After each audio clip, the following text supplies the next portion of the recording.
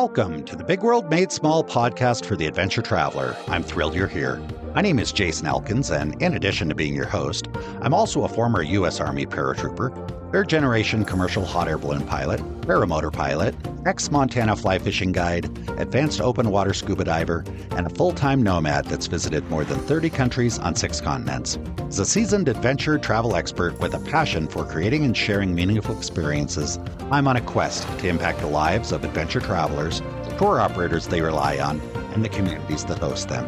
Every week, I bring you exclusive interviews with fascinating adventure tourism experts who have agreed to share their personal stories, favorite destinations, and some invaluable travel insights they've picked up along the way. We'll enjoy a casual conversation, create some connections, and likely share some laughs. It's my hope that by the end of each episode, this big world will feel just a bit smaller. Let's get started, shall we? Welcome back, everybody, to another episode of the Big World Made Small podcast for the adventure traveler. So happy to have each and every one of you back to join us today. And I'm super excited because I've got a fascinating guest here with us as well. We've got Bianca Rappaport. She is a creator and she owns the Wanderwell Club. Bianca, welcome to the show. Happy to have you here. Thanks so much for having me, Jason. I'm really excited to be here and have a chat. It's going to be fun. I did get that right. You're the owner of the Wanderwell Club as well, right? I mean, that's your thing. Yes, it is. I help people to travel around the world sustainably while achieving financial freedom. That's fair. I was going to ask you, can you give me the 30-second elevator pitch? You gave me the 10-second. It was very concise, well thought out. Congratulations. Sometimes if people ask me for the elevator pitch, mine lasts about 4 minutes and it gets a little too long. So well done. We're going to discuss that a little bit. Let me ask you this. Actually, the first question I want to ask you is about your title. You put, we spoke before and you just, when I gave you the opportunity to tell me what title you want me to use, you said creator.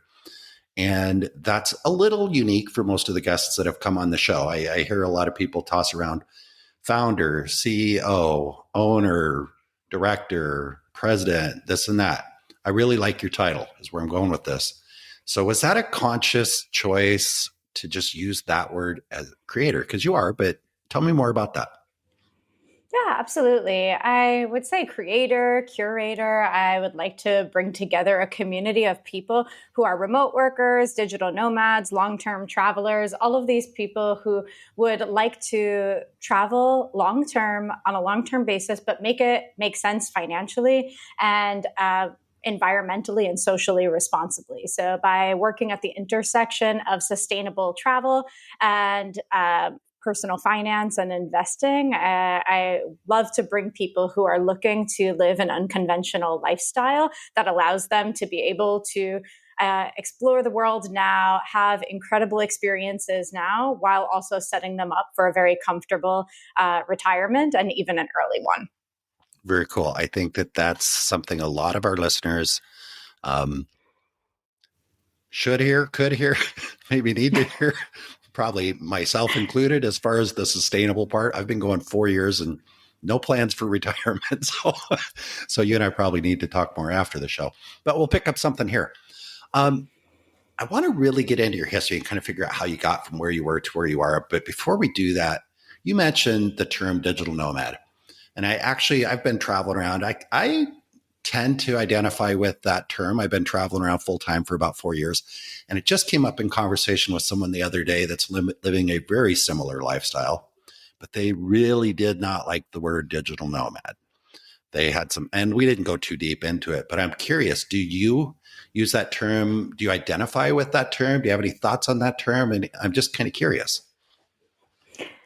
I would say that I identify with a version of that term, like digital slow mad or a slow mad, because I do travel for long periods of time, and I try to travel as slowly as possible so I can really get to know the people and the places that I'm visiting. And this really helps me to have a more regulated nervous system, follow a routine, and just travel more deeply. It sounds like you've had a little bit of time doing the fast mad. I don't know what you would call it, rapid mad process as well. Because because I can identify when you talk about regulating, routine, consistency. Over the 4 years I've been doing it, there's periods where I just totally really kind of go into a spiral because I'm moving too fast. And the more I slow down, the longer I stay in one place, all of a sudden my finances start to look better. my work ethic improves dramatically. I actually get things done. And I think it's part of it's just decision fatigue. You know, when you're traveling too fast, it's that constant, where am I going to stay maybe tomorrow? Where am I going to stay next week? Where am I going to get my laundry done? Where am I going to find an ATM that doesn't charge, the higher rates? And it's just constantly trying to figure things out that you almost have no energy left for work or relationships or anything like that. Have you experienced that as well? Yes, definitely. So, just a little bit of backstory. Nearly 10 years ago, my partner and I. Wait. Oh, well, it's relevant to this. I know it is. And you also know that we're going to go back a lot further than 10 years. So let's start For there. sure. Let's start with what you're going to share now. And then we're going to go even further back.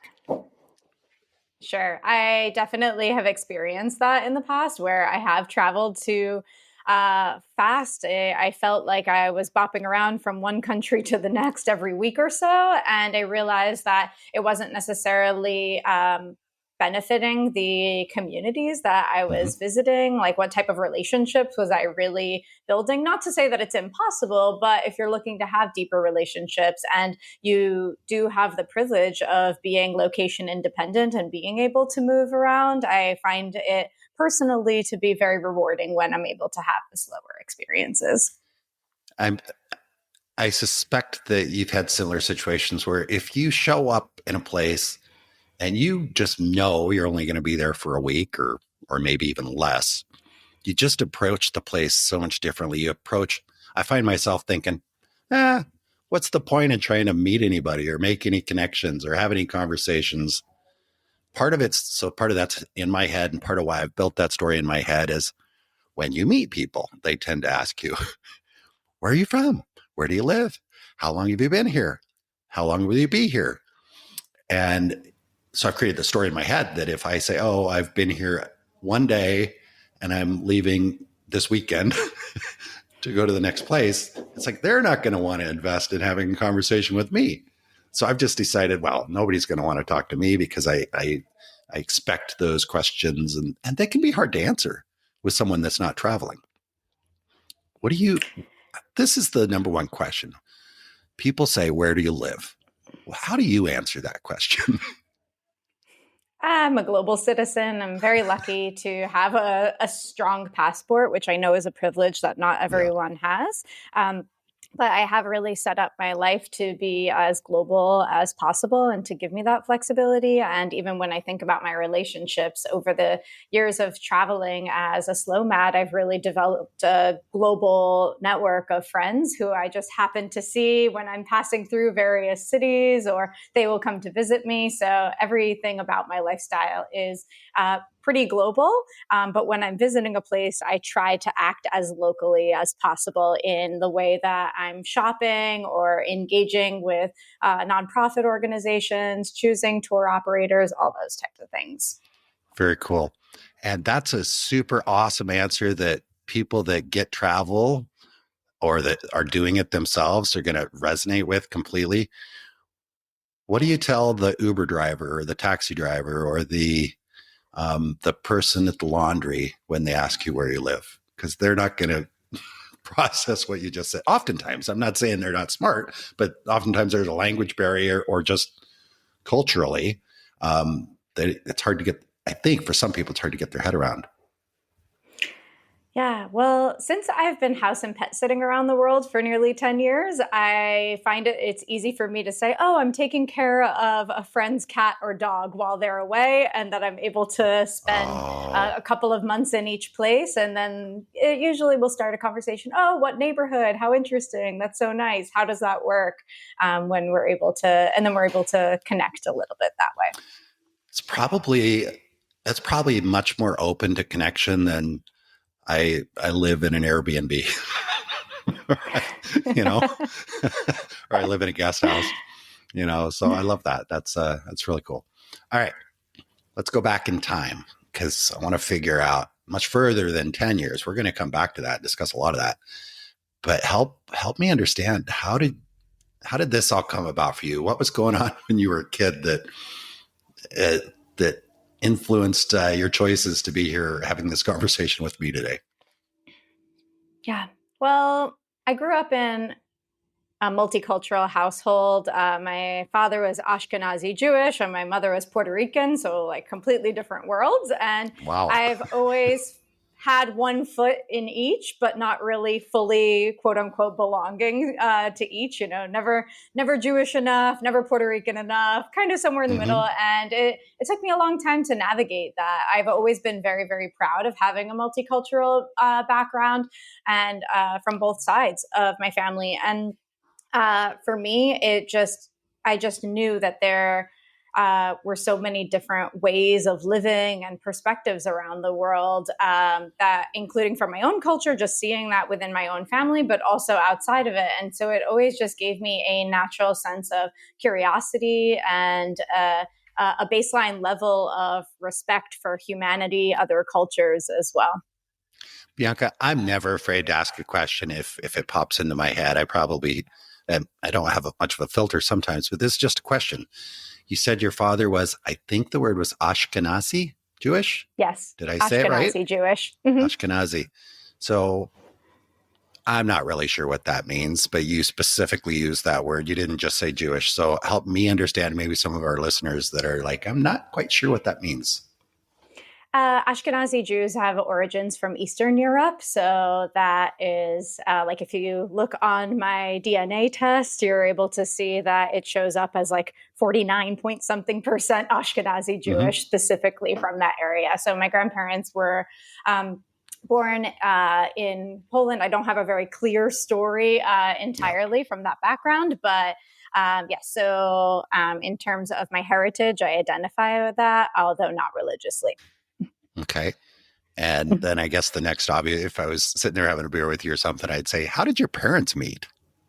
Because it's quite different. Puerto Rican, well, did they? New York. Did they live in New York? I'm from New York. As I was asking the question, I was like, no, actually, there's one place I can think of. If I wanted to find a Jewish person and a Puerto Rican person that liked each other, you probably would go to New York, and there's probably a higher chance there than any place. So, to be fair, it was upstate New York in the Catskill Mountains, not New York City, but still New York. There's only one New York. I lived in upstate New York for quite a while, and people often, as I was young, I grew up in Syracuse for several years. And yeah, when you tell people, no way, I went to Syracuse. Did you really? Oh, very, very cool. Very cool. I have some fond memories. It was cold at times, but I was living there because my mom was going to school at upstate, the medical school there in Syracuse. So yeah, I have some fond memories of that. But I also recognize that when I was back home where I came from, Wyoming or other places, I traveled a fair amount when I was younger. And you tell people New York, and you've got one picture of what that means, and that's New York City. Whether you're in Syracuse, Oswego, Buffalo, wherever. Is it Plattsburgh up north? Yeah. So anyway, did you grow up in the city then when you were younger? No, I actually grew up in the Catskills. Yes, about an hour and a half outside of. I grew up about an hour and a half outside of New York. All right, very cool. And then let's go from there. You're growing up in the Catskills. What were you doing? Did you have interest in outdoor stuff as well? And just give me a better idea. I mean, obviously the cultural differences of the family, stuff like that has a big influence. But what else was going on when you were young? Well, I grew up in a pretty rural, small town, and there weren't so many opportunities there. And I was really determined to go and experience the world. I started working when I was 14 years old. I started taking classes from my local community college at night, on the weekends, and in the summer because I wanted to get out as quickly as I possibly could. So I graduated early from high school. I graduated early from Syracuse. I was able to enter Syracuse as a junior because I had already completed a couple of years of college by Wow. the time that I could, and saved like $100,000 in tuition. So that was also quite helpful and strategic. But really, I saw education as my key to getting out of my small town and being able to open myself up to more opportunities than my family was able to financially support me with. So yes, that was my way of getting out of the Catskills. Nothing wrong with them. It's absolutely beautiful there. And I do go back and I have wonderful friends there. But that just leaving that area was the catalyst for me to be able to take on the world. Let me ask you this. Something tells me that anywhere you grew up, if let's say you'd grown up in, I don't want to say that, I'm not disparaging any place, but let's say you grew up in North Dakota or Northern California or pretty much anywhere. I have a sneaking suspicion that there's something inside of you, kind of that wanderlust thing. So do you think that it was, do you think the fact that you grew up in the Catskills made really any big difference for your desire to go explore the world? Or do you think you would have wanted to do that regardless of where you grew up? I don't know if that's a weird question, but I'm going to ask it. You know, I think it's a combination of the two things. I think that, my father was, a hippie. He hitchhiked multiple times across the US several times. So he kind of already had that adventurous spirit. I also was partially raised by my grandparents who came from Puerto Rico and without even knowing a word of English, and they moved to New York and built a life for themselves. So yes, from my background, no doubt about it, we have people who have been, they've had mobility in their lives as both out of leisure, but also out of necessity. So for me, I've just seen it as a really big privilege to be able to do that. Now, in terms of my own spirit, I also think a lot of things, yes, I definitely had the spirit, but because I didn't necessarily have a lot of financial literacy and a lot of financial support from my family, I really needed to figure things out on my own. And for me, I had no intention of spending my life traveling the world. Really, I was very type A, straight A student. And as you can see, I was trying to finish school as quickly as possible. And everyone just kept telling me, Bianca, you're going to be the CEO of a Fortune 500 company. You need to go to New York. You need to do all of these things. So I was very much on the track to climb up the corporate ladder. And I didn't really see much beyond my bubble of living in New York City at that point. But once I started traveling through a study abroad program through Syracuse, I studied for a semester in Florence. Once I went there for a semester, it completely changed everything for me. And I was like, okay, forget about the corporate track. I am 100% going to work my way around the system to make it so that I can travel as much as possible. What was your major when you went to school? I majored in public relations. Public relations. And then you had a full semester abroad? About 4 months. So one semester in Florence, and I had the opportunity to travel to lots of different countries in Europe on the weekends and whenever I wasn't studying. So immediately before that, maybe when you first decided to go do the semester abroad, what was your thought process? Because what I heard you say was, it sounds like until I took that trip, I was kind of corporate track, maybe live in the city, work in a big corporate environment, and then it shifted quickly. Do you think it started shifting right before the trip? I mean, let me ask you this. Had you left the country before that trip? I had left the country on shorter trips. So that was my first time living abroad for a more extended period of time where I had enough time to learn the language and really immerse myself more. Yes, I was very much on the trip. And no, I hadn't really had the change. Literally the night before the deadline to apply for studying abroad, my two best friends from college who were going to study abroad in Florence, they were like, Bianca, just come. And I hadn't even considered it because I was like, I don't have the money. There's no way that I'm going to be able to afford a semester abroad. Like, the currency exchange rate, the tuition, everything just seemed out of reach. But they managed to convince me to submit my application on the very last day. And then I applied for so many scholarships that I was actually paid to go and study abroad for the semester. So it worked out quite well for me. Nice. Do you remember so I heard you say there were you felt like there were some financial barriers that would keep you from doing it. I'm also wondering if at any moment you felt like, well, geez, if I go do that, it might take me off course. It's not going to help me get where I want to go. So, or was it just like you thought, yeah, I'd love to go. I think it would be great for my career, my business, whatever, but I don't have the finances. Do you remember if there was a mix of those emotions?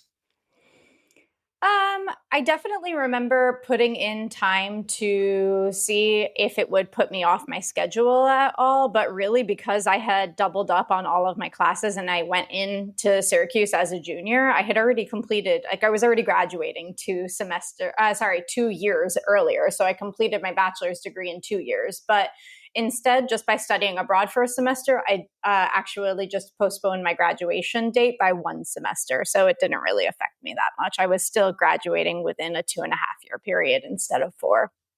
Okay. Do you remember the day on this trip? Do you remember the day when it all just kind of clicked for you? Because it sounds like it happened on that trip, or was it after? When did it click? I don't think it's just one moment. I think that would simplify the experience too much. I know, but come on. No, I think it was more like unfolding. I was living with a host family, an Italian host family at the time, and I just saw their way of living, and it just felt more, more relaxed, more wholesome. And, it's kind of that whole like work to live or live to work debate. And I saw that contrast, and I just loved it. I loved being in Europe and being able to experience all these different cultures by just hopping on a train or a short flight. And I just loved everything about the experience. So from there, I did have the opportunity to volunteer with a nonprofit organization while I was there. I did an internship with a nonprofit organization that was all about like communication and cultural exchanges. And I also did some volunteering working in some schools throughout Italy teaching English. So those experiences were amazing for me. And when I went back to Syracuse, I ended up applying for an internship with Southwest Airlines in their community relations and charitable giving department. So I was really able to combine my desire to give back, volunteer through the corporate social responsibility route. But the internship program also offered unlimited free flights. So I was able to get around the United States that way quite a bit whenever I wasn't working. Nice. I remember at one point seriously thinking, I'll just go get a job working at the airport, like a ramp agent, whatever, for an airline, just so I get free tickets. I was like, man, I was, it was a tough spot in my life, and I was just wanted to be able to get on a plane and go anytime. So that's very, very cool. So you did that, right? You did the internship after you graduated or right before? I'm sure it was right after, right? Right after. Based on the timeline I'm following so far. Is it? I don't know much about internships and stuff like that. Generally, they do a lot of internships in between the school years. So getting an internship afterwards, is that unusual, or can you tell I didn't finish university? I mean, this was like 15 years ago, so I don't know how things are now, but I do remember it being an option when I was in school, particularly for larger companies. All right. So, but at that point, you'd already decided you really wanted to be able to travel. What types of jobs were you like after your trip or during your trip, and you started imagining like a different route other than, working in the city, doing the corporate stuff and climbing the ladder? What types of jobs were you imagining? How did you imagine that would take you connected to travel?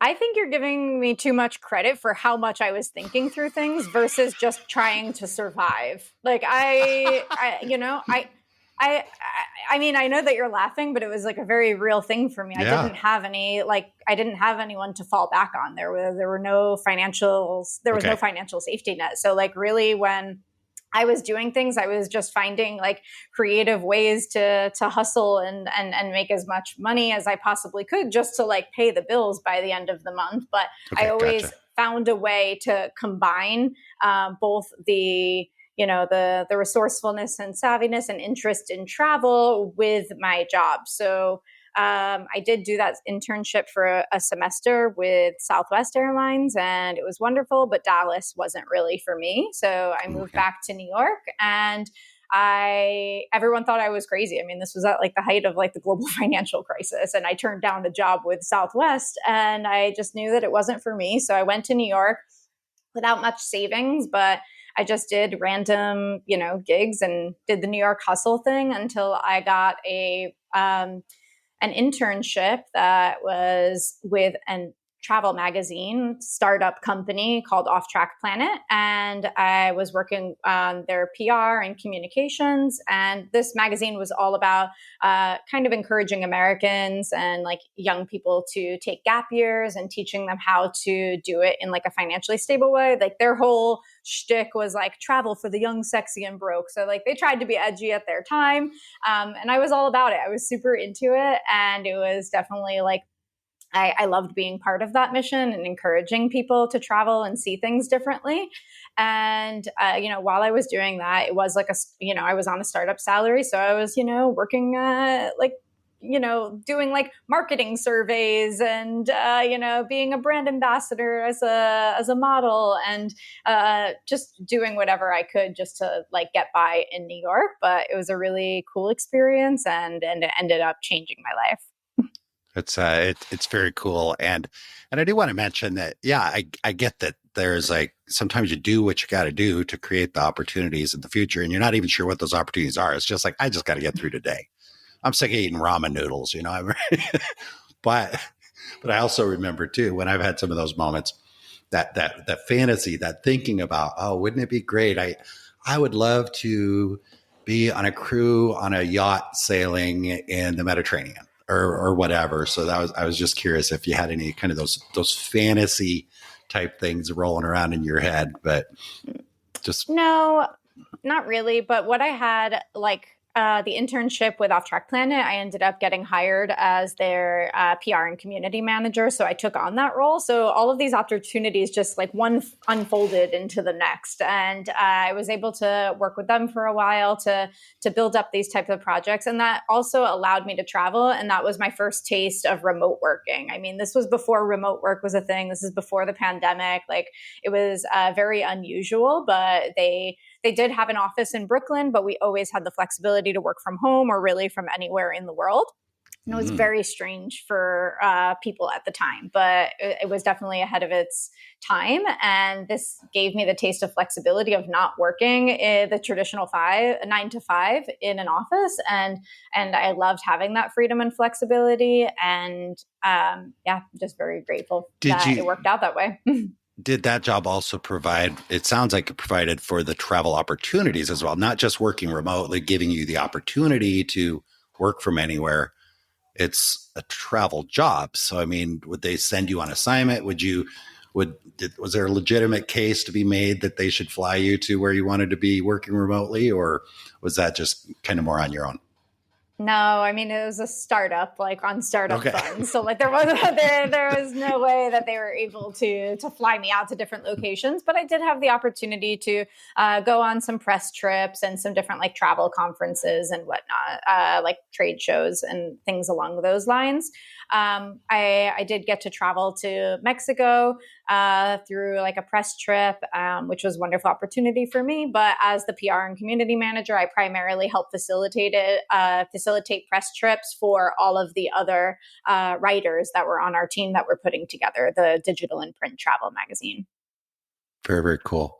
So walk me from there to, I mean, you were working remotely from wherever you wanted to work at that point. Has it continued that way up until today, or did you ever go back into an office?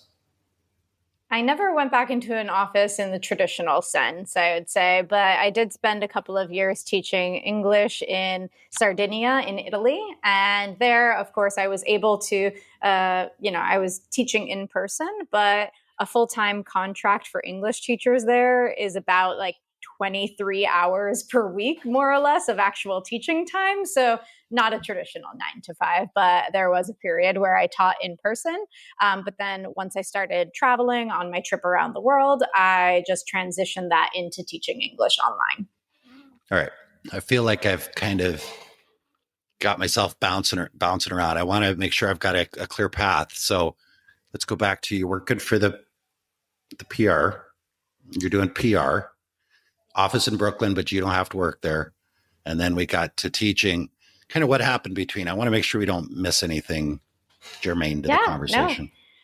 No, not missing too much. The magazine eventually folded, no pun intended, but the the magazine eventually folded, and I found myself, at that point I was living month to month, and there was a point that I was spending I wasn't able to pay for rent essentially. And there was a point that I was living on my friend's couch and I had like $13 to my name, and things were pretty rough and I didn't really know what to do. But I remember thinking about one of the articles that was in the magazine, and it was like how to travel the world for free or very low cost. And it mentioned a few different options. And one of them was being an au pair. So I applied to be an au pair immediately that week and had the opportunity to interview, to meet with a family. And I went to Sardinia.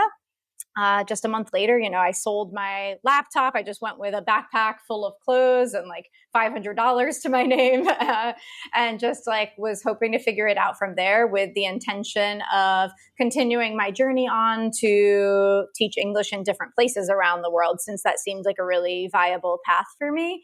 But I ended up meeting my now husband like a couple of weeks after I arrived. So, that happens. That does happen.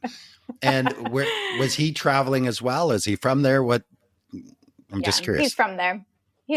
Okay. So I was able to integrate myself as much as possible into Sardinian society. Like, we got together, and when he proposed to me, I said yes. But, I really, really want to travel around the world. So I have the idea of us taking a trip around the world for a year. But if you don't want to go, if you just want to stay at your job, like, I completely understand that. But I need to get this quote unquote out of my system. So you can either come with me or you can stay behind. And I was very lucky that he agreed to come with me. And then we just spent all of our time trying to save up as much money as we possibly could so that we could travel around the world together for like a 1-year sabbatical. So that was like our main goal at the time. And then we left in 2016 and have been traveling since. Was he working a more traditional job that he could not do remotely when this all started? Most people work a job that doesn't allow them to travel around the world. And continue to work anyway. So what kind of work was he doing? He always worked in hospitality. He has a pretty strong background in that, but he had lived in other places around the world, like in the UK and in Spain and France at different periods. So he has he's open to traveling. And we originally were planning to go for 1 year, but kind of wink, wink, nod, nod. I wanted it to be longer than that, but he says that it was originally only supposed to be 1 year.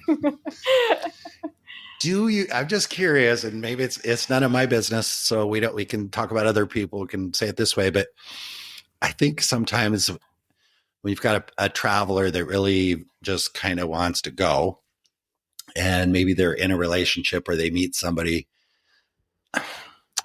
or it could just be anybody. You just meet anybody. And sometimes I don't know. I'm going to talk about myself.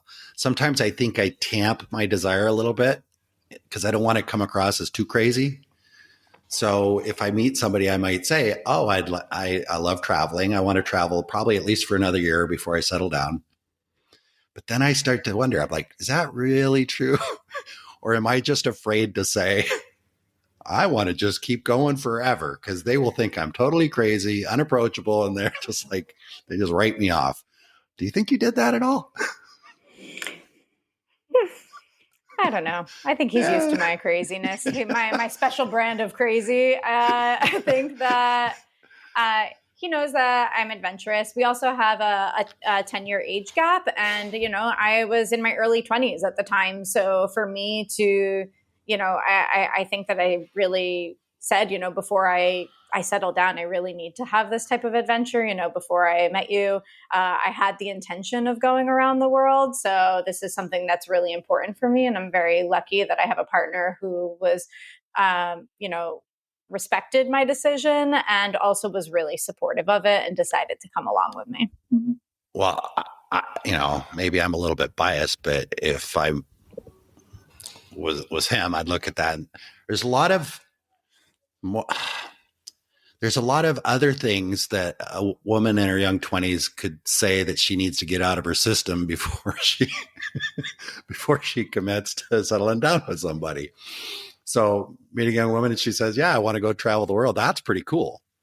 Right. That's I'm biased because I like to travel, but I'm just, did he seem enthusiastic? I mean, let's talk about now. You guys are still traveling. Mm-hmm. 10 years in April. And he's not trying to get you to go home. He might listen to this, so we can edit this out if you need me to later, but you guys both enjoying it. Yeah, absolutely. He, I think that he was a bit skeptical at first because he didn't understand how we were going to make it work financially. I was also like, okay, we need to do like backpacking. Like, I don't want to spend money on checking in my luggage all the time. Like, we're just going to have 40-liter carry-on backpacks. And like, for him, that was like completely beyond like his comprehension. So, we spent a couple of years where we were saving up money and we talked through these things and like all of our concerns and worries and any doubts that surfaced. And I think that it was like a gradual thing where he just became more and more open to the idea. And since I spend so much time like diving down rabbit holes and doing lots of research and kind of presenting him with the ideas, I did that hard work. And, he saw what I was presenting him with about how we could make it viable, like how much we would need to like not, to be able to support ourselves on the 1-year sabbatical. And because of that, like he felt confident and trusted me with all of the evidence and the research that I'd presented to him. It's very cool. For some reason that brings up the question of like, what about his parents, your parents, friends, family? What kind of response do you get from them? So I've been out of the house since I was 17. Like I'm a month after turning 17, I left the house. So you could even say late 16, early 17, but like I've been out of the house since then. So my family is very used to me just like being somewhere around the world. They don't always know exactly where I am. It's just kind of like, oh, where in the world is Bianca? I have no idea. So they're pretty used to that. My father, unfortunately, he passed away a month before we got married. But he always encouraged me to travel. He loved the fact that I was living outside of the US, that I had opted for a slower pace of life in Sardinia. He loved that I had this curiosity for the world and that he was able to live vicariously through me anytime that I shared my stories. And the same thing for my grandparents as well. They, I was always able to, still to this day with my grandmother, 3 days a week, I FaceTime with them just so that I'm able to show them wherever I am around the world and make sure that they're not lonely, back home. Mm-hmm. So for me, it's, I think that my friends and my family are totally used to it. In terms of my in-laws, they're definitely like a traditional Italian family. And they were like, oh, what the hell are you doing? You're kind of throwing away. You're kind of throwing away your life. What do you mean? Like you have a permanent contract that you can keep for the rest of your lives. But you guys are just choosing to not have a home and just travel indefinitely. So they found it very difficult to understand at first, because they were just concerned about us, of course. Like, they're just out of love. They were just being skeptical. But now, 10 years down the line, they completely understand our lifestyle and support us as long as we're happy. It's very cool. Are there places that you're not off limits, because you're adults, you get to decide where you're going to go, but are there some places that you get a little bit more pushback than others? If you say, I want to go, I'm going to, I don't know, Colombia, Tajikistan, Georgia, Ukraine, whatever. I mean, are there places that you just kind of know, like, oh, geez, I'm going to have to explain that one? I make the decision and then I go and then I tell them afterward. Oh, that's smart. Not after the trip, but I mean, once, like, if I've applied for a house sit, I've accepted the house sit. But once I've actually already decided that I'm going somewhere with my partner, then we've already made the decision. If we feel good about it, then we just kind of inform people and we hope that they're excited about it and perhaps they'll come and visit us wherever we are. So we kind of take it from that approach, although there have been instances, for example, like where we've dealt with natural disasters or other things while traveling, and we have told Paula's parents after the fact so that they weren't worried, and we just let them know when we were safe and sound. I remember one time I went back to visit my mom in Arizona, and I took an Uber from the airport, and the driver was fascinating. He was a Kurdish guy that grew up in northern Iraq, and he was there during the war and worked as an interpreter. And it was just a fascinating story. And he's telling me all about Kurdistan and how I should go and what I'm going to see. And I was so excited. By the time the 30-minute ride to my mom's house, I gave him a big hug at the end. I ran inside. Hi, Mom. I'm going to Iraq. I'm going to Kurdistan. I want to go.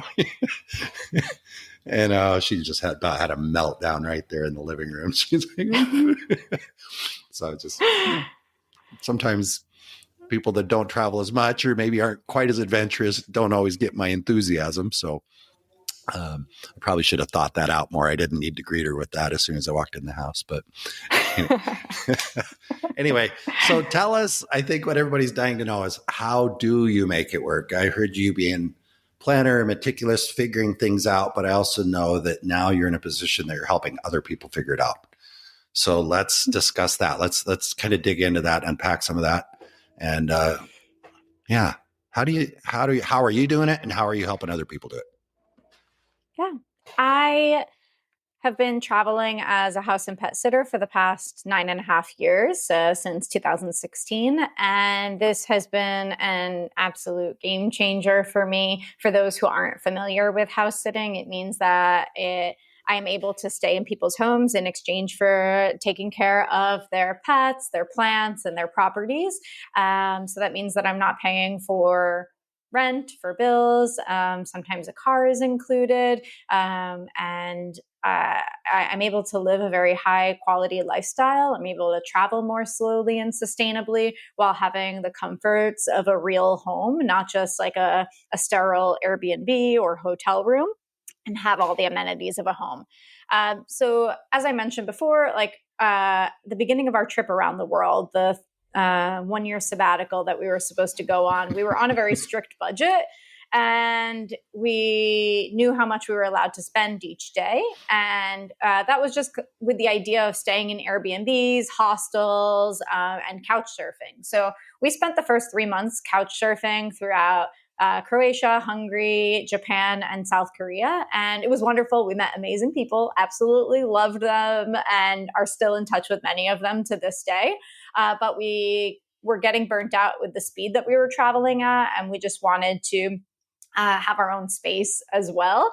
And that's when we switched over to the house sitting. And I had known about house sitting because of that article that included au pairing as well, back from the travel magazine. So I kind of always had that like up my sleeve, in my back pocket, just thinking that that could be a possibility. So I switched to that, and it was amazing because we realized that our 1-year trip around the world was able to be extended because we were able to make our money last longer from the money that we had set aside. And that definitely was a shift in the way that we traveled. We started Yeah. staying in really beautiful homes, and we had the company of pets. If you're taking care of dogs, you're walking the dogs and get to meet other people. So it's just a completely different dynamic. You're building relationships with the homeowners, you're getting to know them, they're kind of plugging you into their community, they'll introduce you to their neighbors, and bring you to their favorite local joints. And it's a really nice type of relational exchange. That sounds cool. And Do you mind, Bianca? Do you mind if I ask you a little bit about the couch surfing? Because I know a little bit about it, but I'm sure some of our listeners are not quite sure what that's about. So, what should people know about couch surfing? What is couch surfing? Couchsurfing, it's a website, couchsurfing.com, and it's a community of people around the world that will allow you to stay in their home for free. And it could be on a couch, like literally on a couch, but they might have an extra bedroom. It just depends on the property. So people create their own profiles, either as a guest or a host. And if people are interested in hosting, they will put up their availability, or if you're a guest, you can contact them to see if they're willing to host you. So it's really nice. We've made wonderful friends that, they introduce us to their families or brought us to their favorite parks or, to their favorite restaurants. And we just had unique experiences that we wouldn't have had otherwise. And yeah, so it's a great opportunity, and it has a review system. So if you're concerned about safety or anything like that, you are able to look at verified reviews through the platform just to make sure that you feel comfortable about the arrangement. I think a lot of people might ask, and I'm close enough to it that I think I already kind of know the answer, but I think I know the answer. But why do the hosts do it? Because some people are going to be like, well, why would somebody invite you to come stay at their place for free? That's weird. But maybe they're not travelers like you and I, if they're thinking that. I don't know. But why do the hosts do it? Well, first off, I would like to live in a world where we have so much trust in other people that we're willing to host them. And I think that you see that as a commonplace in some other cultures where people are just welcoming and willing to share what they have with you. So I definitely think that it can be a cultural aspect. Some people are interested in learning languages, so maybe they're able to practice their English. Some people are curious about the world, and some people do it from a sustainability standpoint. Like, why don't we participate in the sharing economy? I have these resources available, so why not? Why not make travel a little bit more accessible for people who are looking for these type of exchanges, but might not necessarily be able to afford them. So, lots of different reasons. In your experience, do a lot of the couch surfing hosts also travel and use the app as a guest? Did you see much of that? I'm just curious if there's a little bit of a kind of feels like a trade thing. You can stay at my house, and then I'm going to go stay at somebody else's place when I travel. A lot of them will do both, but it's not necessarily a requirement. Exchanges don't have to be reciprocal or simultaneous or anything like that. So I think that it's probably a good mix of both. But I imagine, and it sounds like you kind of touched on, the downside is you're probably not going to stay for a month. I mean, I'm sure you could maybe sometimes, but where you're probably going on a faster pace and you don't really kind of feel like you have your space. And I mean, I'm just kind of mentioning some of the things I heard you say. Are there any other downsides or things that people should be aware of before just curious. I think it's the approach that you're taking. When I first couch surfed, I did it in Mexico, and I went by myself as a solo female traveler. So of course, I was looking for a opportunity to couch surf with someone, but to make sure that I was doing it with someone that had lots of reviews. So that's just an extra concern when you're a woman that's traveling. To be honest, it just depends if you're trying to do this just for like a 1 week vacation type of deal, or if you're trying to do this as like your lifestyle. I think it's ambitious, and I love the idea of it, but I wasn't able to do that as like a full-time lifestyle, although we did it for 3 months and it was wonderful. And there were periods where we did spend like even up to 2 weeks with people if they had an extra bedroom. There was a time in Okinawa that one of our couch surfing hosts introduced us to another friend who happened to be on couch surfing, and he left the island for 2 weeks, literally just handed us the keys and then just left. So it kind of it depends on what type of situations you find yourself in. You know. I've got the app on my phone. I have not stayed with anybody, but what I did find really interesting and useful was the opportunity just to connect. It wasn't just, hey, I have a bed, you can come stay at my place. It was, get-togethers, go out and hang out, just go out to dinner, go to a beer festival or something. And I met some really cool people through doing that. And so I thought that's pretty cool. So, all right. There's a Hangouts feature.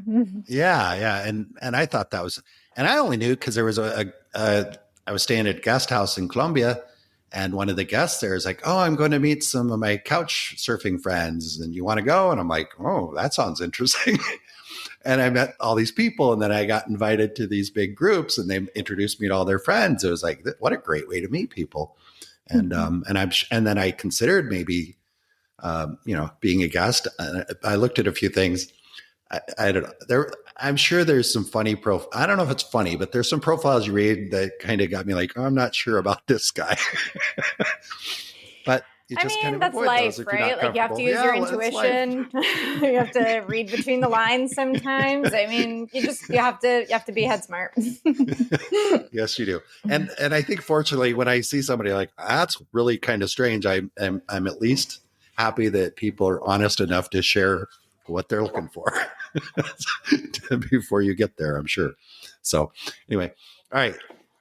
So you mentioned, I know that you're going to have people who are going to listen to this that you've house sat for or will be house sitting for at some point.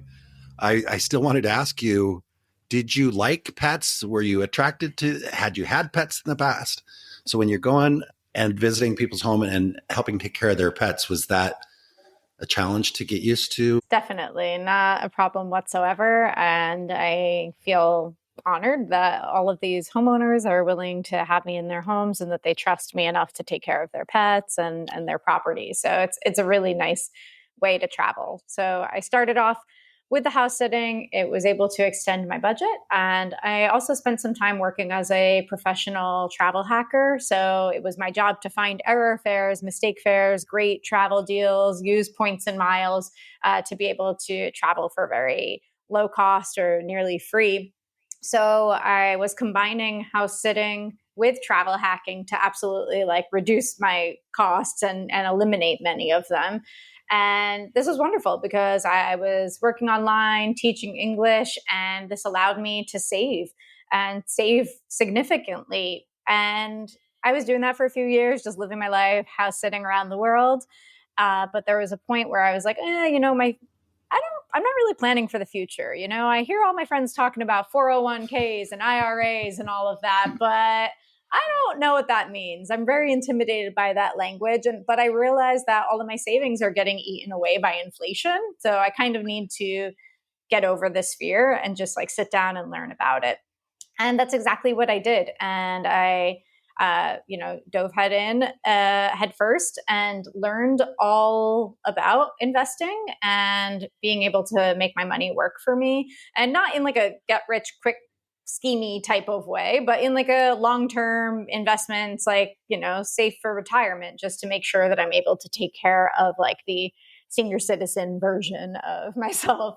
And by putting all of those elements together, I just have been able to build a very comfortable and adventurous lifestyle for myself. And I have saved over $300,000 living this type of lifestyle. So I've put myself into a very good situation, and that's without working full time, grinding my life away, because by being able to travel through house sitting, I'm reducing all of the expenses that are traditionally considered to be fixed expenses, So I am able to save more, and I'm on track to retire by the time that I'm 45. Retire slash be work optional. Of course, I would have the Mm-hmm. option to continue working.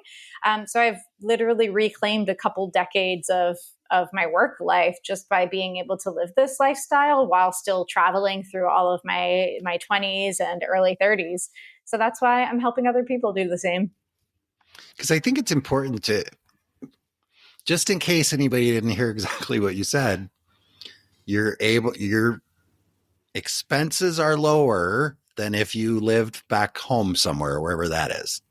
Yes. Right? That's because that's the thing that people have a hard time. Like, how do you afford to travel? How can you, oh my gosh, it's so expensive. But they're looking at, a lot of people are looking at it through the lens of, they still have their house payment, their car payment, their this, their that, whatever. So when they go travel, it's spending additional money into what they're on top of what they're already spending. But when you're not spending, when you don't have that car payment, the mortgage, the insurance, the power bills, all that stuff, then you can live cheaper, staying in nice houses, in different places around the world, hanging out with dogs, meeting nice neighbors, and just enjoying your life, and taking the difference and putting that into your retirement or into getting to where your work is optional at, you said 45, right? That's great.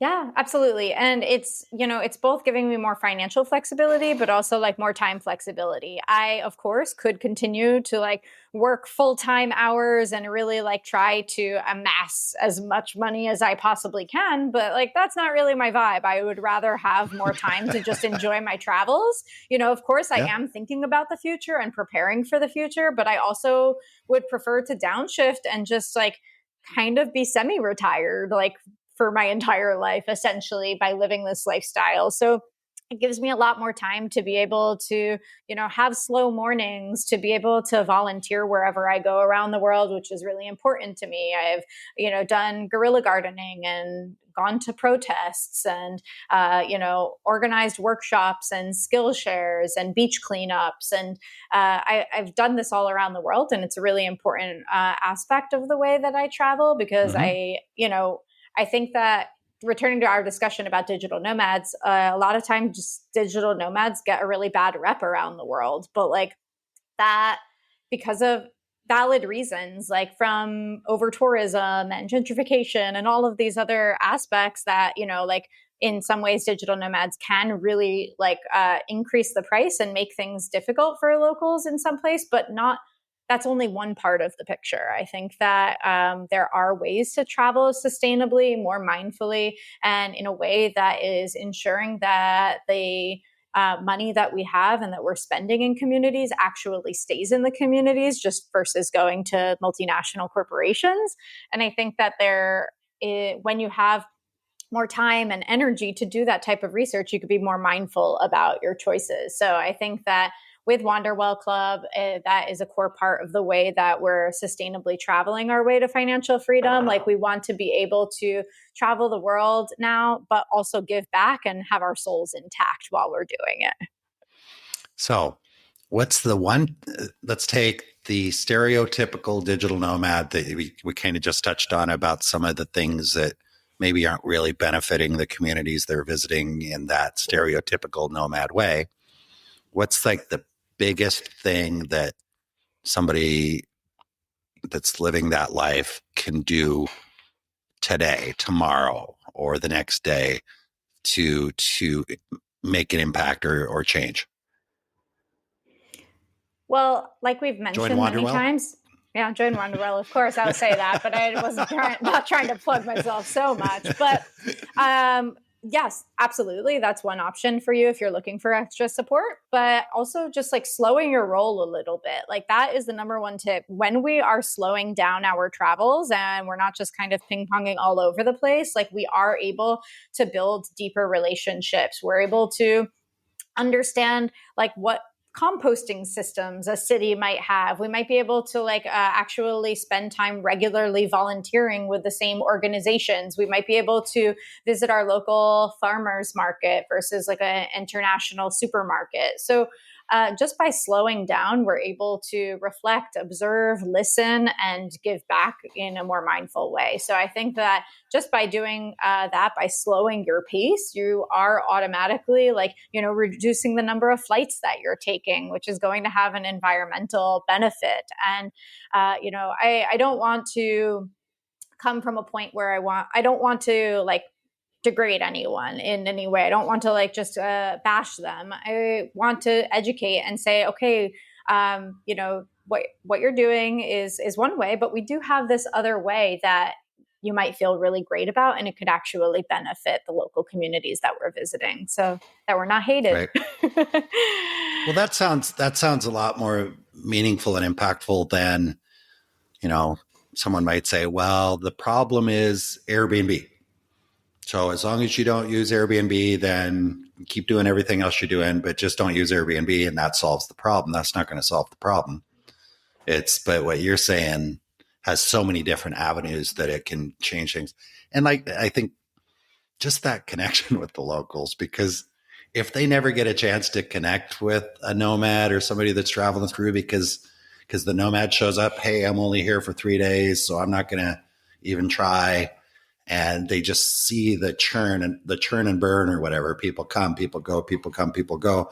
They never see them at the community center. They never see them working on these projects. They never see them at outings other than just beer crawls or pub crawls or whatever. That makes a lot of sense. You mentioned a term that I don't think I've heard. Maybe I have.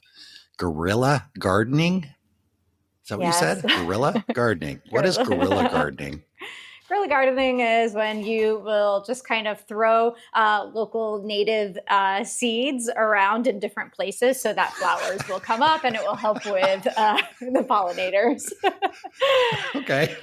Yeah, so, that's cool. So you just walk around with a bucket full of seeds and drop them around every once in a while, huh? Or is this a conscious? You can do that, but the way that I've done it has been organized with the organization Fridays for Future in Granada in Spain. So they actually organized an event where they were actually doing that. Where in the air, the little square, I don't know what they're called, but the little squares where trees are in different cities. So they just tried to make those spaces a little bit more green. Parks? Sorry. No, in the streets where there's the square, you have a tree, but just I heard you say those squares they have in cities with trees in them. It sounds like a park, but I understand. Yeah. I know what you mean. Know the word. Okay. On the sidewalk, okay. Little squares, not little squares, not big squares. Yes. I just envisioned a park when you said that. And I was like, maybe you're just, okay. All right. Valid. Guerrilla gardening. All right. Appreciate you sharing that with us. Mm-hmm. So a little bit more on Wanderwell Club, because I really want our listeners to get a feel for what it is you do. I mean, I think we've kind of touched on it. I know you're not here to self-promote, but I really want to know. So what do members, they join the club, what do they get out of it? Yeah. Within it, it's part community and part coaching program. So within the community, you have people that are like-minded, that are on the same type of travel and financial journeys, where they are looking to be able to have more location, time, and financial freedom. And within the community, we have different areas where you're learning how to house sit, and house sitting can be pretty competitive. You have to be very fast. You have to have a strong application. If you've never house sat before, we work on helping you to build your profile so that you're able to really stand out from the crowd and be able to hit the ground running. One of our members who joined earlier this year, we worked on a personalized profile for her, and she was able to book her first sit within a week and was hitting the ground running, and has spent about half of the year house sitting while still maintaining her home base. So it is both for part-time travelers and full-time travelers. And we look to not just say house sitting is the only way to travel, but how can we integrate traveling into your lifestyle, whether you want to be a full-time nomad or just a part-time traveler, and do it in a way that puts you financially ahead. How can we be more strategic about things? We also work on the personal finance side of things. So making sure that you have your account buffers and emergency funds in place, and that you are reducing your expenses as much as we possibly can in a way that is not depriving your life whatsoever.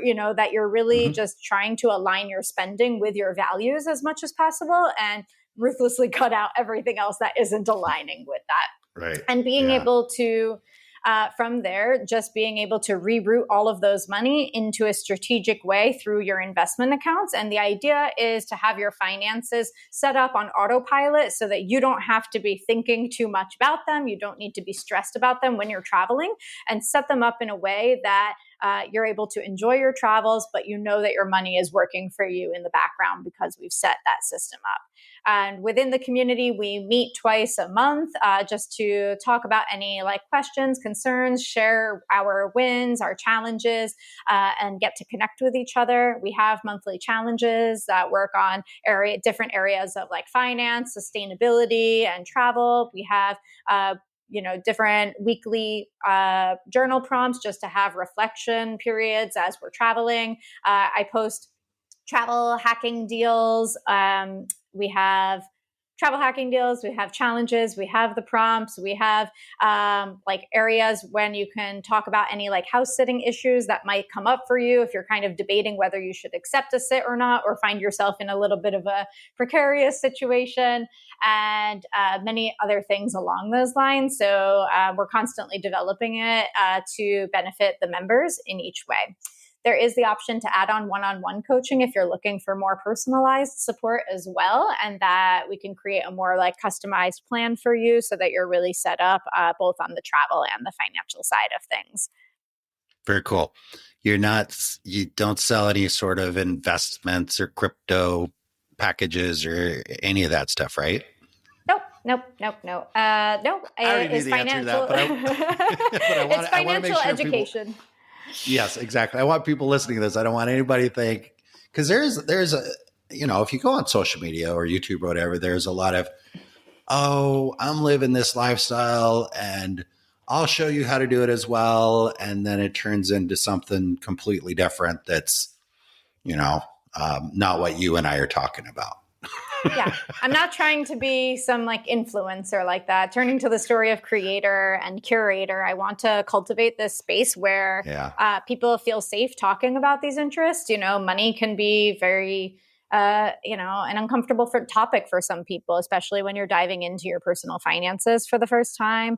But I know that there are lots of people out there who have a deep desire to travel right now, but they feel like they might be sacrificing their financial futures, and they feel like they need to do the quote unquote responsible thing right now. And I don't think that traveling now and having a safe retirement for the future are mutually exclusive, but how can we design our lives in a way that you can kind of have your cake and eat it too and get the best of everything.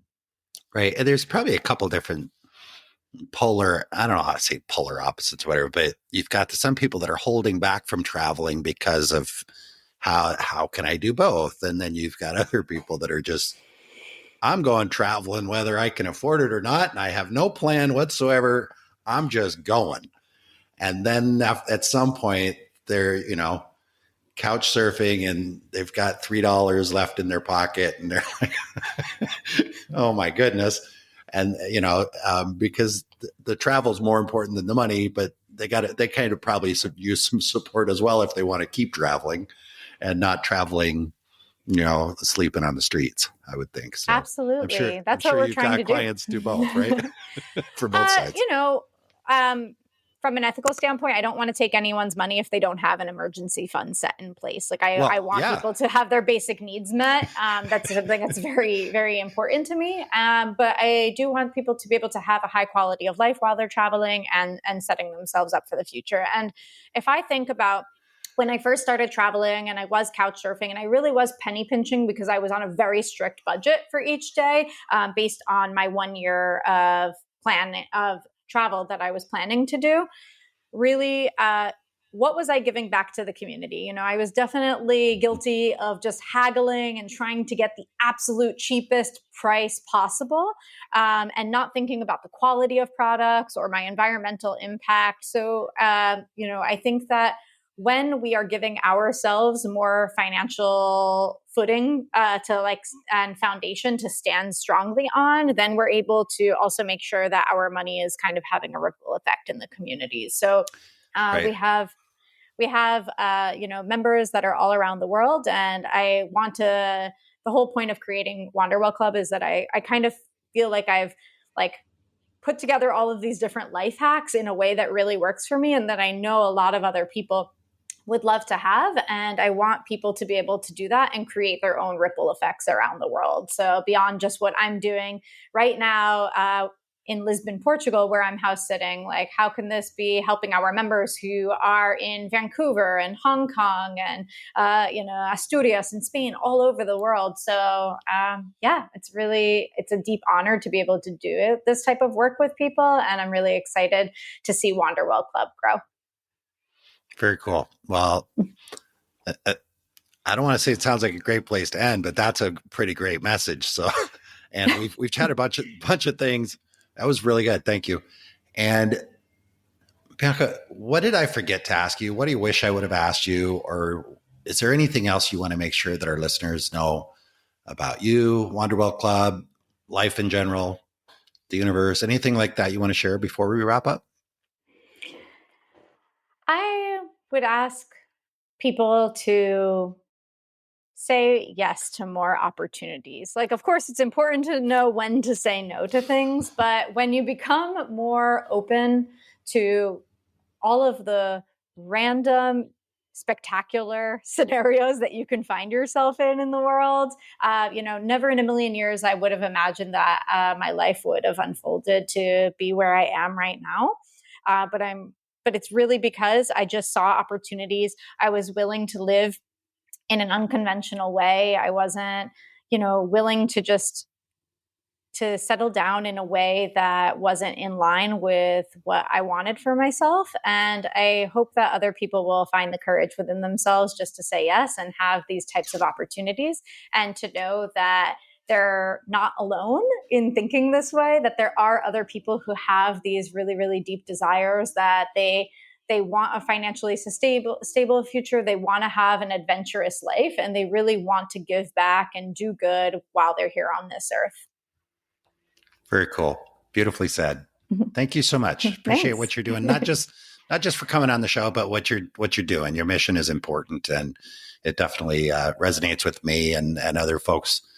I'm sure it resonates with them as well. So we're going to have a link right to your website in the show notes. So anybody, that is so inspired by anything you just said, because there's quite a few things going on there.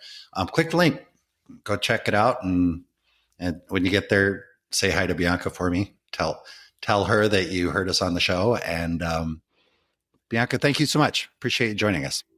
Thanks so much, Jason. We'll chat with you again soon. I trust you enjoyed listening to the conversation as much as I enjoyed recording it. If you're enjoying the Big World Made Small podcast, please take a moment to tell the algorithm by subscribing and posting a review so that others can benefit as well. I also invite you to take a quick trip over to bigworldmadesmall.com and join our private adventure travel community to receive new episode notifications, special access to our guest experts, and perhaps even some exclusive partner offers that we haven't discussed on the podcast. I'll publish another episode soon. Until then, keep exploring. It's the best way to make a big world feel just a bit smaller.